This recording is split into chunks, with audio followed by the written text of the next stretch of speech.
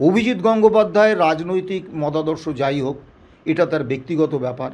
তিনি মানুষ হিসেবে যাই হন, আমি তার ব্যক্তিগত জীবন আমি জানি না, কিন্তু একটা কথা আমি বলবো যে মাননীয় বিচারপতি হিসেবে অভিজিৎ গঙ্গোপাধ্যায় যে তৃণমূল দল এবং তৃণমূল সরকার যে একটা মানে লাগাম ছাড়া দুর্নীতি করে যাচ্ছিল, তার বিরুদ্ধে কিন্তু একটা দৃঢ় অবস্থান নিয়েছিলেন এবং চেষ্টা করেছিলেন আপ্রাণ, অনেক আশা করে ইডি এবং সিবিআইকে তদন্তের দায়িত্ব দিয়েছিলেন। দেখুন, এটা অভিজিৎ গঙ্গোপাধ্যায় বলেছেন, কিন্তু এইটা অভিজিৎ গঙ্গোপাধ্যায়ের একার কথা নয়। বিজেপির বঙ্গ বিজেপি সর্বস্তরের নেতা বলুন, কর্মী বলুন, তাদেরও কিন্তু এই একটাই প্রশ্ন। অভিজিৎ গঙ্গোপাধ্যায়, অমৃতা সিনহা, রাজাশেখর মান্তা, এই ধরনের আরও অনেক বিচারপতি এসেছেন, হ্যাঁ, তারা কিন্তু একদম মুড়িমুড়কির মতো সিবিআই তদন্তের নির্দেশ দিয়েছেন। নিয়োগ দুর্নীতিতে সিবিআই তদন্ত, স্কুল শিক্ষক শিক্ষাকর্মী, পুরকর্মী নিয়োগে সিবিআই তদন্ত, কয়লা, গরু, বালি, পাথর, খাদান, এগুলোতে সিবিআই তদন্ত। একেবারেই চাকরি একেবারে আমরা দেখতে পেলাম, প্রাইমারি এসএসসি বারংবার শুনানি হচ্ছে কোর্টে, প্রাইমারি শুনানি শেষও হলো, কিন্তু চাকরি তো ফেরত পেল না তারা। এসএসসির একজনও চাকরি ফেরত পেল না, বরং পুনরায় পরীক্ষা হলো, নবম দশমেরও ফল প্রকাশ হবে। কিন্তু অন্যদিকে চাকরি ছেড়ে চোরের কিন্তু একেবারে জেল মুক্তি হলো এবং তিনি বাড়ি গেলেন, তাকে বেহালাবাসে একবারে নিতে এলো। কিন্তু তাহলে অভিজিৎ গাঙ্গুলি যে মন্তব্য করেছিলেন এবিপি আনন্দর যে ইন্টারভিউ, যেটা নিয়ে এত বিতর্ক, সেই ইন্টারভিউতে ভুল কী ছিল? ইডি সিবিআইয়ের ব্যর্থতা বারংবার প্রকাশ্যে আসছে। দেখুন, আপনি এমন একটা প্রসঙ্গ তুললেন। প্রথম কথা বলি, বেহালার লোকেরা দলে দলে গিয়েছিল, এটা বলবেন না, কারণ বেহালার মানুষকে অমর্যাদা করা হয়। এটা সংগঠিতভাবে তৃণমূল কংগ্রেস কিছু লোককে নিয়ে গিয়ে একটা করেছে, লোক দেখানো একটা শো করেছে যে পার্থ চট্টোপাধ্যায় কত জনপ্রিয়। এখন হচ্ছে চাকরি চুরির মাথা, এবং মন্ত্রী হিসেবে ওখানে বসে বসে একেবারে দেদার করেছে যারা যোগ্য, যারা মেধা, যোগ্যতা, পরিশ্রম এবং তাদের প্রতিযোগিতামূলক পরীক্ষা দিয়ে তারা চাকরি পেয়েছে, তাদের চাকরিটা অফ করে ঘুষ নিয়ে মোটা টাকার বিনিময়ে চাকরি বিক্রি করেছে। তা সেই লোকটা জামিন পেল, এবং আমরা দেখছি প্রত্যেকটা দুর্নীতি মামলাতেই যারা অভিযুক্ত, প্রধান অভিযুক্ত, তারা বারবার জামিন পেয়ে যাচ্ছে। তিনি তো দুর্নীতি করেননি মন্ত্রী থাকা অবস্থা, তিনি বুদ্ধবাবুর মতন ছিলেন, তিনি বলছেন জেল মুক্তির পরেই। দেখুন, আপনার এই প্রশ্নের উত্তর দেওয়া আমার পক্ষে খুব কঠিন। রামে আর রাম ছাগলে তুলনা হয় না। আপনি একটা চোর, অসভ্য চরিত্রহীন একটা মানুষ, তার সঙ্গে আপনি বুদ্ধদেব ভট্টাচার্যের মতো একটা মানুষের তুলনা করছেন। তিনি নিজে বলেছেন। হ্যাঁ, উনি বলতেই পারেন, কারণ এই তৃণমূল দলটা শুধু এই ধরনের অসভ্য প্রকৃতির লোকেদের নিয়ে তৈরি। বুদ্ধদেব ভট্টাচার্যের সঙ্গে আমার রাজনৈতিক বিরোধ ছিল, দীর্ঘ রাজনৈতিক বিরোধ। তিনি যে রাজনৈতিক মতাদর্শে বিশ্বাস করতেন, আমি করতাম না। এবং বুদ্ধদেব ভট্টাচার্য যখন মুখ্যমন্ত্রী ছিলেন, আমরা তার সরকারের বিরুদ্ধে দীর্ঘ আন্দোলন করেছি। কিন্তু বুদ্ধদেব ভট্টাচার্য মানুষ হিসেবে তিনি অত্যন্ত সৎ, স্বচ্ছ এবং একজন চরিত্রবান মানুষ। তিনি যে মুখ্যমন্ত্রী হিসেবে তিনি যে ফ্ল্যাটটায় থাকতেন, সেই দু কামরার ঘরে যদি আপনারা কোনোদিন যান, দেখবেন দুটো ছোট ছোট ঘর, এবং সেই একেবারে খুপড়ি, সেখানে গুচ্ছের বই, মানুষ থাকার জায়গা নেই। স্যাঁতস্যাঁতে মেঝে থেকে জলের মতো একটা আর্দ্র ভাব উঠছে, সেই রকম একটা জায়গায় পশ্চিমবাংলার মুখ্যমন্ত্রী থাকতেন। তিনি একজন উচ্চ শিক্ষিত মানুষ, এবং আজ পর্যন্ত বুদ্ধদেব ভট্টাচার্যের বিরুদ্ধে দুর্নীতির কোনো অভিযোগ কিন্তু তার কট্টর বিরোধীরাও তুলতে পারেননি। কাজেই সেই রকম একটা মানুষের সঙ্গে যদি পার্থবাবু নিজেকে তুলনা করেন, তাহলে এর থেকে লজ্জার, এর থেকে দুঃখের, এর থেকে পরিতাপের আর কোনো বিষয় হতে পারে না। এবং লোকটা এত নির্লজ্জ, সে বলছে যে আমার বউ নেই, বউ মরে গেছে, তা লোকের দুটো করে বউ থাকতে পারে, আমার একটা বান্ধবী থাকতে পারে না? 24 বছর বয়সী একটা মেয়ে, তার কন্যা সম, তার মেয়ে আছে, জামাই আছে, নাতি নাতনি আছে কি আমি জানি না, তা একটা 75-76 বছরের বুড়ো, হ্যাঁ, সে লোকটা নাকি 24 বছরের তার বান্ধবী থাকাটাকে জাস্টিফাই করছেন। মানে এ নিয়ে আমার কিছু বলার নেই। অভিজিৎ গঙ্গোপাধ্যায় অত্যন্ত সঠিকভাবেই যে আক্ষেপটা করেছেন, এই আক্ষেপটার সঙ্গে আমি একমত। আসলে অভিজিৎ গঙ্গোপাধ্যায় যখন বিচারপতির চেয়ারে বসেছিলেন তখন মানে তার আগেও নিয়োগ দুর্নীতি সহ বিভিন্ন দুর্নীতির বহু অভিযোগ কিন্তু কলকাতা হাইকোর্টে ছিল, মামলা ছিল, মামলা ওই তারিখ পে তারিখ হচ্ছিল, কিন্তু মামলায় কোনো রকম অগ্রগতি হয়নি। অভিজিৎ গঙ্গোপাধ্যায় প্রথম সেই বিচারপতি যিনি বিচারপতিদের যে বেঁধে দেয়া নিয়ম কানুন গণ্ডি তার একদম বাইরে গিয়ে একেবারে মানে দ্রুততার সঙ্গে এবং একদম দুর্নীতি বিরোধী একটা কঠোর অবস্থান নিয়ে তিনি কিন্তু বিভিন্ন নির্দেশ দিতে থাকলেন।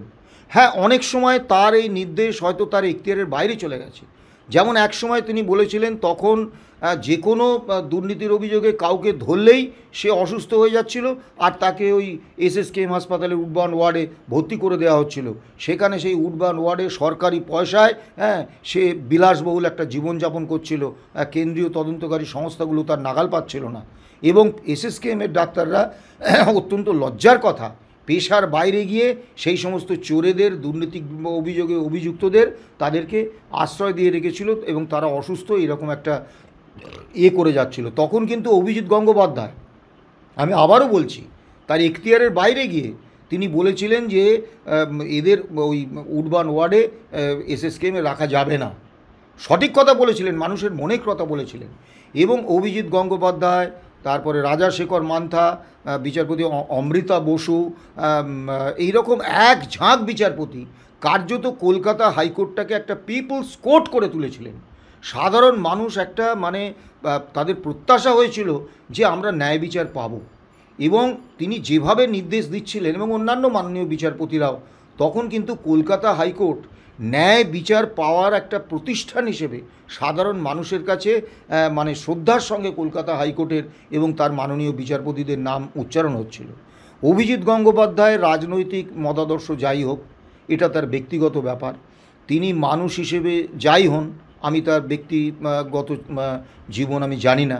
কিন্তু একটা কথা আমি বলবো যে মাননীয় বিচারপতি হিসেবে অভিজিৎ গঙ্গোপাধ্যায় যে তৃণমূল দল এবং কংগ্রেস, তৃণমূল দল এবং তৃণমূল সরকার যে একটা মানে মানে লাগাম ছাড়া দুর্নীতি করে যাচ্ছিল, তার বিরুদ্ধে কিন্তু একটা দৃঢ় অবস্থান নিয়েছিলেন এবং মানে চেষ্টা করেছিলেন আপ্রাণ, অনেক আশা করে ইডি এবং সিবিআইকে তদন্তের দায়িত্ব দিয়েছিলেন, যাতে রাজ্য পুলিশ তদন্ত করছে না, সিআইডি তদন্ত করছে না এবং তারা পুরোপুরি রাজ্য সরকারের নিয়ন্ত্রণে মাননীয় মুখ্যমন্ত্রীর নির্দেশ অনুসারে চলছে।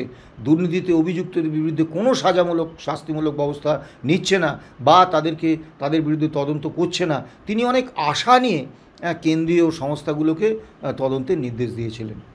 কিন্তু গাঙ্গুলি, আপনি যে রাজনৈতিক মতাদর্শের কথা বললেন, বর্তমানে বিজেপি সাংসদ, তিনি এই বিজেপি সাংসদই এখন বলছেন যে তৃণমূল কংগ্রেসকে আদেও কেন্দ্র সরকার সরাতে চায় কিনা, এটাই একটা গভীর প্রশ্ন, বিজেপি সরাতে চায় কিনা। দেখুন, এটা অভিজিৎ গঙ্গোপাধ্যায় বলেছেন, কিন্তু এইটা অভিজিৎ গঙ্গোপাধ্যায়ের একার কথা নয়। বিজেপির মানে বঙ্গ বিজেপি সর্বস্তরের নেতা বলুন, কর্মী বলুন, তাদেরও কিন্তু এই একটাই প্রশ্ন। এখন তারা যেহেতু দীর্ঘদিন ধরে রাজনীতি করছেন, রাজনৈতিক পরিমণ্ডলের মধ্যে আছেন, একটা রাজনৈতিক দলের কর্মী নেতা হিসেবে তিনি তার দলের বিরুদ্ধে প্রকাশ্যে কতটুকু বলতে পারেন এ সম্পর্কে তাদের সীমারেখাটা তাদের জানা।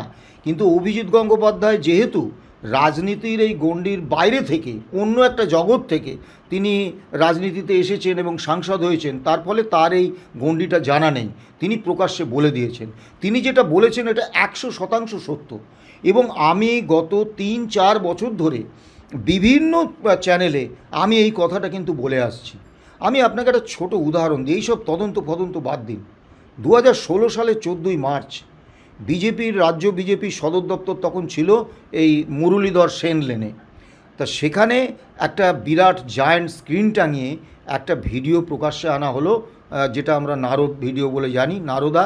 তা সেই ভিডিওতে দেখা গেল যে তৃণমূলের নেতা, মন্ত্রী, এমএলএ, এমপিরা একদম খুল্লা ঘুষ নিচ্ছেন। সারা মানে পশ্চিমবাংলার মানুষ স্তম্ভিত হয়ে গিয়েছিল এবং টিভিতে ওই ভিডিও ক্লিপ তারপরে দেখানো হচ্ছিল এবং মানুষের প্রতিক্রিয়া ভয়ঙ্করভাবে তৃণমূলের বিরুদ্ধে চলে গিয়েছিল। তা আমি এবার একটু পিছিয়ে যাব। বঙ্গারু লক্ষণ তখন হচ্ছেন বিজেপির সর্বভারতীয় সভাপতি এবং কেন্দ্রীয় মন্ত্রী। তখন প্রধানমন্ত্রী হচ্ছেন অটল বিহারী বাজপেয়ী, বিজেপি সরকার, এবং লোকসভায় এথিক্স কমিটির চেয়ারম্যান হচ্ছেন লালকৃষ্ণ আদবানি। তা লালকৃষ্ণ আদবানি এই বঙ্গারু লক্ষণের বিরুদ্ধে, এই যে নারদা ভিডিও স্ট্রিং অপারেশন যারা করেছে, ম্যাথুয়েল শ্যামো, তা ওই একই ব্যক্তি ওই একটা স্ট্রিং অপারেশন করেছিলেন। তাতে একটা ভিডিওতে শোনা গিয়েছিল বঙ্গারু লক্ষণ 1 লক্ষ টাকা ঘুষ নিয়েছেন। এখন তিনি নিয়েছেন কি না নেই সেটা ভিন্ন প্রশ্ন। এই ভিডিওটার কোনো ফরেন্সিক অডিট হয়নি, অর্থাৎ কেউ নিশ্চিত করে জানে না যে ওই ভিডিওটায় বঙ্গারু লক্ষণ যে 1 লক্ষ টাকা ঘুষ নিয়েছেন বলা হচ্ছে এটা সত্যি বা সত্যি না, ভিডিওটা সঠিক কি সঠিক না। কিন্তু এলকে আদবানির নেতৃত্বে লোকসভার এথিক্স কমিটি সঙ্গে সঙ্গে বৈঠক ডাকলেন এবং সঙ্গে সঙ্গে বঙ্গারু লক্ষণের সাংসদ পদ চলে গেল, তাকে মন্ত্রিত্ব থেকে বরখাস্ত করা হলো, তাকে বিজেপির সর্বভারতীয় সভাপতির পদ থেকে সরিয়ে দেওয়া হলো, তার বিরুদ্ধে এফআইআর হলো, তিনি জেলে চলে গেলেন এবং বঙ্গারু লক্ষণের রাজনৈতিক এবং সামাজিক জীবন কার্যত শেষ হয়ে গেল। কিন্তু এবং তখন বিজেপির এই কাজে বিশেষত মানে এলকে আদবানি, যিনি এথিক্স কমিটির চেয়ারম্যান লোকসভায়, তার এই কাজে সারা ভারতবর্ষ বিজেপিকে দুর্নীতির সঙ্গে ন্যূনতম আপোষ করেন না, এই রকম একটা প্রশংসার বন্যায় তারা ভাসিয়ে দিয়েছিলেন। এবং সত্যি কথা বলতে কি আমরাও খুব স্তম্ভিত হয়ে গিয়েছিলাম যে সত্যি একটা দল ভারতবর্ষের ক্ষমতা এসেছে যারা দুর্নীতির প্রশ্নে নিজেদের সর্বভারতীয় সভাপতি, নিজেদের একজন কেন্দ্রীয় মন্ত্রী, তাকেও সামান্য 1 লক্ষ টাকা ঘুষ নেওয়ার অভিযোগ আসার সঙ্গে সঙ্গে অভিযোগের সারবত্তা না দেখে তারা এরকম কঠোর ব্যবস্থা নিয়েছে। তা এই নারদা ভিডিও যখন প্রকাশ্যে আনলেন বঙ্গ বিজেপি, মুরলীধর সেন রেখে জায়েন্ট স্ক্রিনে দেখালেন, তখন কিন্তু লোকসভায় ওই এথিক্স কমিটির চেয়ারম্যান হচ্ছেন এলকে আদবানি, একই এলকে আদবানি, এবং প্রধানমন্ত্রী হচ্ছেন নরেন্দ্র মোদী। তা লোকসভার 6 জন সাংসদ তৃণমূলের, তারা ওই হাত পেতে ঘুষ নিয়েছেন। তা স্বাভাবিকভাবে আমাদের প্রত্যাশা ছিল যে দল বা যে ব্যক্তি এলকে আদবানি, তিনি লোকসভার এথিক্স কমিটির চেয়ারম্যান হয়ে হিসেবে নিজেদের দলের সর্বভারতীয় সভাপতি এবং কেন্দ্রীয় মন্ত্রীকে একদিনের জন্য রেয়াত করেননি। তা আমরা আশা করেছিলাম এবং মানুষ আশা করেছিল যে এলকে আদবানি এবারে প্রথমেই ওই 6 জন তৃণমূল সাংসদ যারা নারদে একদম প্রকাশ্যে ঘুষ নিয়েছে তাদেরকে সাংসদ পদ তাদের খারিজ করে দেবেন, তাদের বিরুদ্ধে এফআইআর হবে এবং তারা জেলে যাবে। এবং এইটা দেখে রাজ্যসভার যে এথিক্স কমিটি, তারা বৈঠকে বসবে। স্বাভাবিকভাবে লোকসভায় একটা দুর্নীতির বিরুদ্ধে যে ব্যবস্থা নেওয়া হয়েছে রাজ্যসভায় তো আলাদা হতে পারে না। তা রাজ্যসভাতেও এথিক্স কমিটি, রাজ্যসভার যে 2 জন সাংসদ তৃণমূলের যারা এই নারদ কেলেঙ্কারিতে ঘুষ নিয়েছে তাদের বিরুদ্ধে ভয়ঙ্কর ব্যবস্থা নেবে এবং তারা জেলে যাবেন, তাদের সাংসদ পদ খারিজ হবে। অর্থাৎ তৃণমূলের 8 জন এমপি তারা তাদের সাংসদ পদ হারাবেন এবং জেলে যাবেন। এই ঘটনাটা ঘটলে তৃণমূল দলটা সর্বভারতীয় স্তরে এমন একটা জায়গায় পৌঁছতো যে তাদের মানে মুখ দেখানোর জায়গা থাকতো না। এবং শুধু তাই নয়, এই ঘটনা ঘটলে পশ্চিমবাংলায় যে মন্ত্রী এবং এমএলএরা যারা এই ঘুষ নিয়েছে নারদ কেলেঙ্কারিতে, তাদেরকে কিন্তু এই বিধানসভার যে এথিক্স কমিটি তার উপরে চাপ বাড়তো। তৎকালীন বিরোধীরা চাপ বাড়াতেন যে লোকসভা রাজ্যসভায় এই সিদ্ধান্ত হয়েছে, আপনাদেরকেও এই সিদ্ধান্ত নিতে হবে। তারা চাপে পড়তেন এবং হয়তো সেটা নিয়ে আদালতে মামলা হতো যে লোকসভা সাংসদদের ক্ষেত্রে যখন এই ব্যবস্থা নেওয়া হয়েছে, মন্ত্রী এমএলএদের ক্ষেত্রে হবে না কেন। কিন্তু আমরা অবাক হয়ে দেখলাম যে এল.কে. আদবানির নেতৃত্বে এথিক্স কমিটি বৈঠকও ডাকলেন না এবং এই 8 জন তৃণমূল সাংসদকে সংসদ থেকে মানে সাংসদ পদ থেকে বহিষ্কার, তাদের বিরুদ্ধে এফআইআর, তাদের জেল কোনোটাই করলেন না। একেবারে অন্ধ ধৃতরাষ্ট্রের মতো চুপচাপ বসে রইলেন। এই নারদ কেলেঙ্কারিতে একজন কেন্দ্রীয় সার্ভিসের আমলা আইপিএস অফিসার মির্জা বলে একজন, তিনিও কিন্তু ওই টাকা নিয়েছেন। তিনি অন্য একজন রাজনৈতিক তৃণমূল নেতার হয়ে টাকা নিয়েছেন, কিন্তু ঘুষটা তিনি নিয়েছেন। তা এই আইপিএস অফিসাররা আমাদের পশ্চিমবাংলায় যখন রাজ্য সরকারের কাজ করেন তখন কিন্তু তাদের রাজ্য সরকার কাজের বিষয়ে, প্রশাসনের বিষয়ে রাজ্য সরকার তাদের নিয়ন্ত্রণ করেন, কিন্তু তাদের চাকুরি বিধি এবং চাকুরি সংক্রান্ত বিষয়গুলো কিন্তু কেন্দ্রীয় স্বরাষ্ট্র দপ্তরের যে কর্মীবর্গ এবং প্রশাসনিক সংস্কার বিভাগ আছে তারা দেখে, সেটা মাননীয় প্রধানমন্ত্রীর অধীন। তা স্বাভাবিকভাবে সেই আইপিএস অফিসার ওই মির্জা তাকে মানে কেন্দ্রীয় সরকার তাকে সাসপেন্ড করবে প্রথম, তারপর তার বিরুদ্ধে ভিজিলেন্স হবে, এফআইআর হবে এবং তিনি জেলে যাবেন, তার চাকরি চলে যাবে। এটাই তো প্রত্যাশিত ছিল, আমরা আশা করেছিলাম, কিন্তু দেখা গেল কিচ্ছু হলো না। এবারে আপনি একটু পিছিয়ে যান।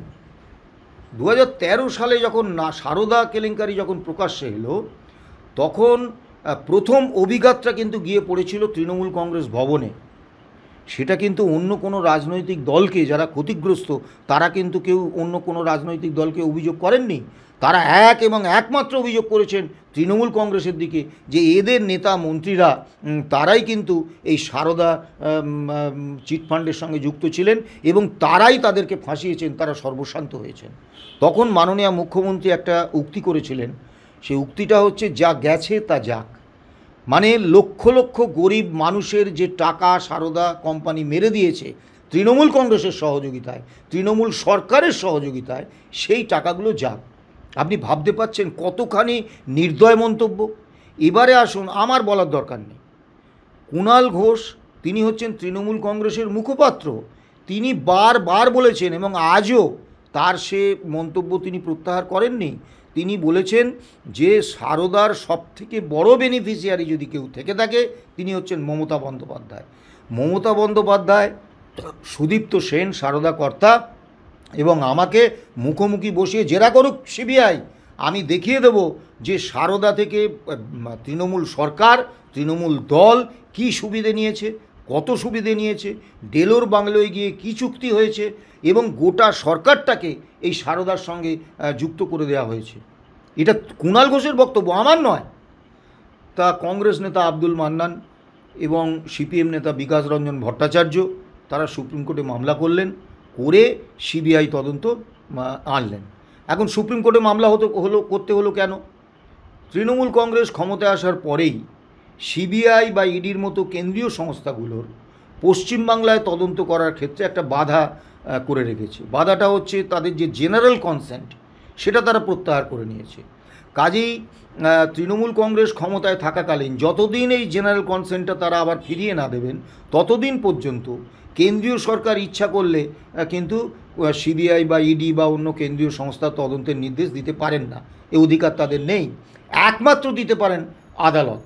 সেই জন্যে বিকাশ রঞ্জন ভট্টাচার্য এবং আব্দুল মান্নান একেবারে সুপ্রিম কোর্টে ছুটেছিলেন এবং সুপ্রিম কোর্ট অত্যন্ত একদম নির্দেশ দিয়েছিলেন, সঠিক নির্দেশ, যে সারদা কেলেঙ্কারির সিবিআই তদন্ত হোক। এবং তারপরে এই তদন্তের আওতায়, সিবিআই তদন্তের আওতায় রোজভ্যালি, অ্যালকেমিস্ট আবার তৃণমূলের এমপি কেডি সিংয়ের কোম্পানি, তা অ্যালকেমিস্ট, প্রয়াগ, আরও যা যা চিটফান্ড আছে সবার তদন্তের দায়িত্ব পায়। 2013 সাল আর আজকে 2025 সাল।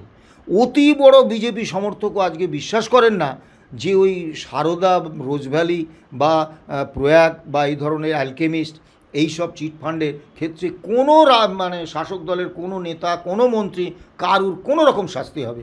তদন্ত এখন শীত ঘুমে চলে গেছে। এরপরে আসুন একটার পর একটা। আপনি অভিজিৎ গঙ্গোপাধ্যায়ের কথা প্রথমে বলেছিলেন। অভিজিৎ গঙ্গোপাধ্যায়, অমৃতা সিনহা, রাজাশেখর মান্তা, এই ধরনের আরও অনেক বিচারপতি এসেছেন। হ্যাঁ, তারা কিন্তু একদম মুড়ি মুড়কির মতো সিবিআই তদন্তের নির্দেশ দিয়েছেন নিয়োগ দুর্নীতিতে সিবিআই তদন্ত, স্কুল শিক্ষক শিক্ষাকর্মী পুরকর্মী নিয়োগে সিবিআই তদন্ত, কয়লা গরু বালি পাথর খাদান এগুলোতে সিবিআই তদন্ত। মানে এমন কোনো দুর্নীতি পশ্চিমবাংলায় নেই যেটা তৃণমূল কংগ্রেস এবং সরকার করেছে যার বিরুদ্ধে সিবিআই এবং ইডি তদন্তের আদালতের নির্দেশ হয়নি। এবং এক্ষেত্রে কিন্তু আদালত, মহামান্য কলকাতা হাইকোর্ট এবং মহামান্য সুপ্রিম কোর্ট কেন্দ্রীয় সরকারের কাছে একটা বিরাট সুযোগ এনে দিয়েছে যে তাদের কোনো প্রয়াস করতে হয়নি, তারা কিন্তু আদালতের নির্দেশে কেন্দ্রীয় সংস্থা দিয়ে এই দুর্নীতির তদন্ত করার এবং দুর্নীতিতে যারা অপরাধী তাদের শাস্তি দেওয়ার একটা অবাধ অধিকার তারা পেয়ে গিয়েছিলেন। কিন্তু আমরা কি দেখলাম যে আজও কোনো তদন্তে কিন্তু ওই তদন্ত খেলা চলছে। ওই মাঝে মাঝে দেখবেন ভোট এলেই এখন পুরো নিয়োগ দুর্নীতিতে আবার সব্যসাচী চক্রবর্তীর বাড়িতে এতে আবার রেড ফেড হচ্ছে। এগুলো সব আইওয়াশ। কারণ আমরা প্রতিবারই দেখি ভোটের আগে এইরকমভাবে একটু হয়, খবরের কাগজে লেখা হয়, তারপরে আবার সব শীত ঘুমে চলে যায়। হ্যাঁ, ও এইগুলো সব নাটক, এগুলোর কোনো অর্থ নেই। যদি বলবেন কেন, পুরো নিয়োগ দুর্নীতিতে প্রথম রেড হলো তাপস রায়ের বাড়িতে। তাপস রায় তখন তৃণমূলের নেতা, তা শুভেন্দু অধিকারী তিনি বিজেপির নেতা, তিনি বললেন Tapas Roy is also involved, চোরোं का घर में ईडी का रेड तो होगा ही। অত্যন্ত ভালো কথা। সেটা হয়ে গেছে আজকে বছরখানেক। তারপর সিবিআই ইডি সব শীত ঘুমে চলে গেল।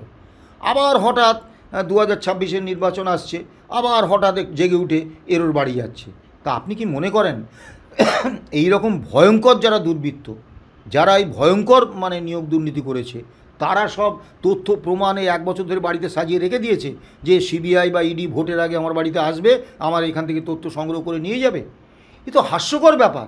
এবং আরও আতঙ্কের ব্যাপার, এই তাপস রায় এখন বিজেপির নেতা, তা স্বাভাবিকভাবে কেন্দ্রীয় এজেন্সি এই তাপস রায়ের বিরুদ্ধে ব্যবস্থা নেবে এটা তো আমরা ভাবতে পারি না।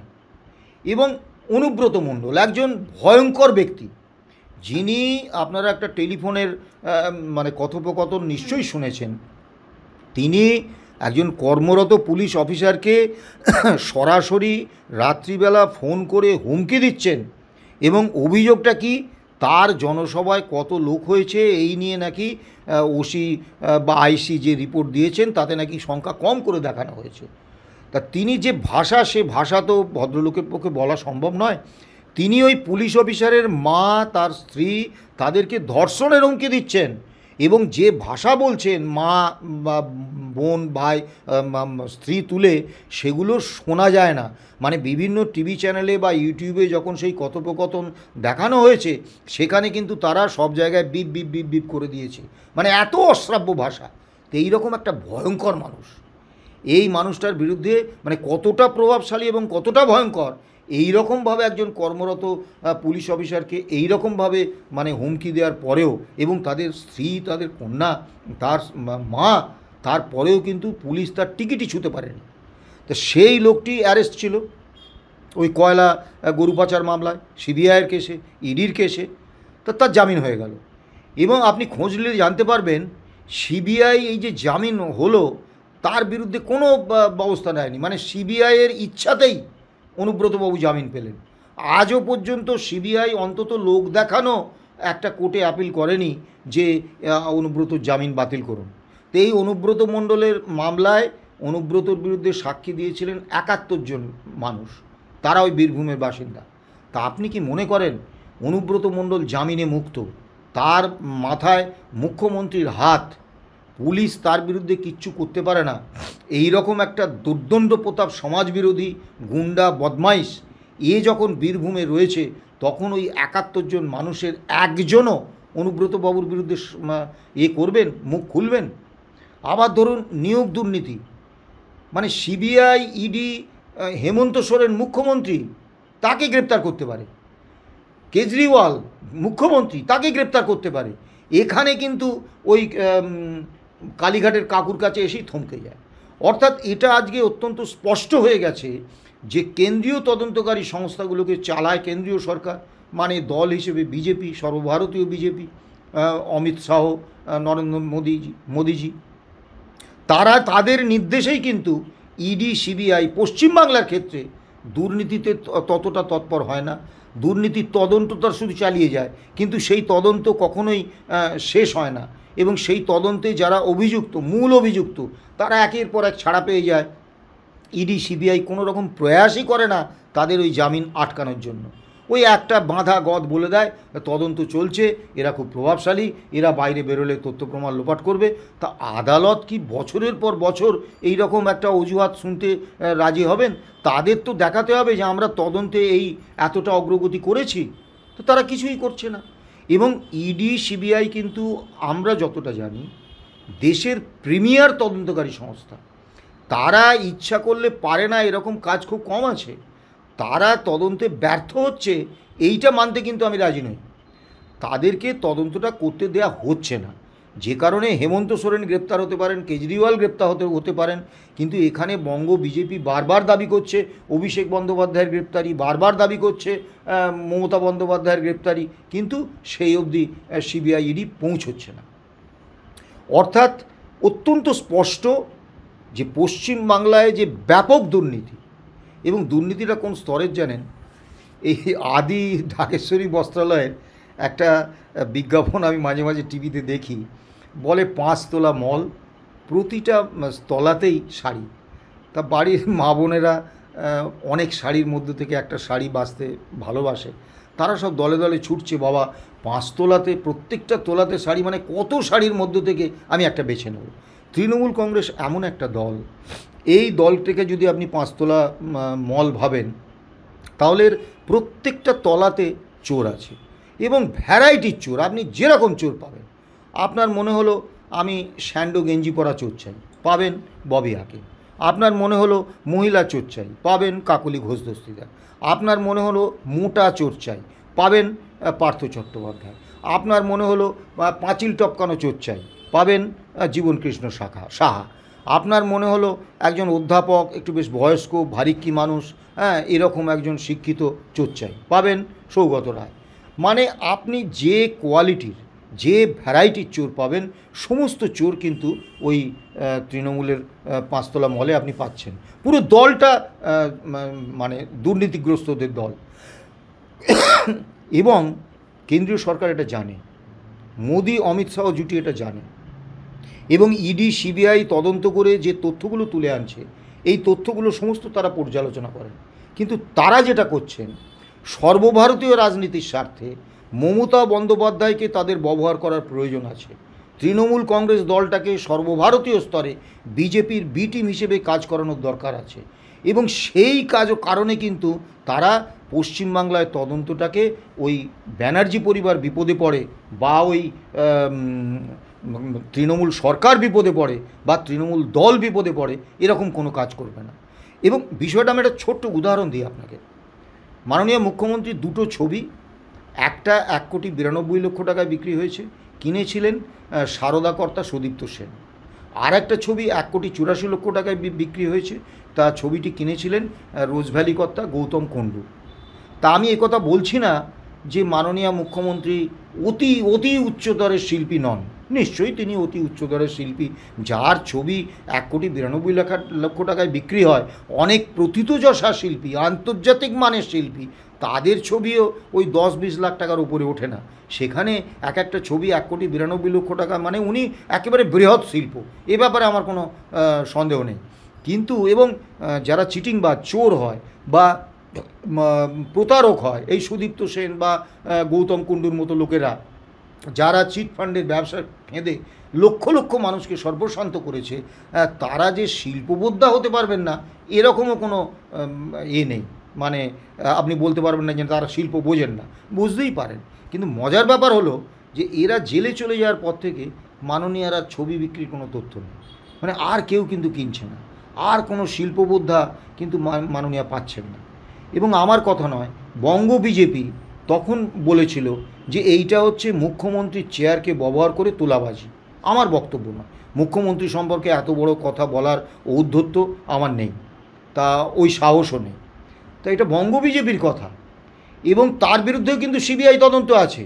আপনি বলুন তো, এই তদন্তটা করতে কি সময় লাগে, কতটা সময় লাগে? যে ছবি তুমি বিক্রি করেছো কি করনি, সেই বিক্রির টাকা অমুক লোক দিয়েছে কি দেয়নি, এবং সেই টাকাটা কোথায় গেল, এবং তুমি আর অন্যান্য ছবি দেখাও যে ছবি তোমার এই মূল্যে বা কাছাকাছি মূল্যে বিক্রি হয়েছে। কারণ একজন এরকম অতি উচ্চমানের বৃহৎ শিল্পের ছবি, হ্যাঁ, সে তো আরও ছবি থাকবে, তো কোনো তদন্তের বিষয় আছে। এবং সর্বভারতীয় রাজনীতির স্বার্থে পশ্চিমবাংলার বিরোধী রাজনৈতিক দলের স্বার্থ শেষ করে দেয়া সর্বভারতীয় রাজনৈতিক দল কিন্তু আজ থেকে করছে না। যখন কেন্দ্রে কংগ্রেস ছিল, পশ্চিমবাংলায় বামফ্রন্ট ছিল, এখানে কংগ্রেস কর্মীরা দিন রাত মানে বামফ্রন্টের বিরুদ্ধে আওয়াজ তুলতেন। তারপরেই কেন্দ্রীয় সরকার একটা করে রিপোর্ট বার করতো যে এই প্রকল্পের কাজ একবারে সর্বসেরা। আজকেও সেই জিনিস দেখুন, বিজেপি চেঁচাচ্ছে এই অমুক প্রকল্পেই স্বাস্থ্য ব্যবস্থা এই রকমভাবে ভেঙে পড়েছে। কেন্দ্রীয় সরকার তারপরের দিনই সংবাদপত্রে রিপোর্ট বেরোচ্ছে যে স্বাস্থ্যে নাকি ভারতবর্ষে সবার সেরা হচ্ছে পশ্চিমবঙ্গ, কেন্দ্রীয় সরকারের রিপোর্ট। আর সেই রিপোর্টটা তুলে ধরে তৃণমূল বলছে দেখো বিজেপি কীরকম মিথ্যে কথা বলছে, তাদের কেন্দ্রীয় সরকারই আমাকে বলছে যে এটা হচ্ছে সর্বসেরা, বিশ্বের একদম সেরা স্বাস্থ্য ব্যবস্থা ভারতবর্ষে। এখন আপনি প্রশ্ন করবেন যে কেন বিজেপি সর্বভারতীয় নেতৃত্ব এই কাজটা করছে একটাই কারণে, 67টা বিল সংসদে, জনবিরোধী বিল বিজেপি পাশ করিয়েছে। প্রত্যেকটা বিলের ক্ষেত্রে তৃণমূল কংগ্রেস তার বিরোধিতা করেনি এবং ওয়াকআউটের নাটক করে ভোট দান থেকে বিরত থেকেছে, অর্থাৎ বিজেপির সুবিধে করে দিয়েছে। এইটি হচ্ছে একেবারে শেষ কথা। রাজ্য বিজেপির কর্মীরা যতই চেষ্টা করুন, আগামী বিধানসভা নির্বাচনেও এই একই কথা, ওই আকাশ ঘিরে মেঘ করেছে, সূর্যি গেছে পাটে, পিসি ভাইপোর সেটিং আছে মোদি অমিত শাহর সাথে।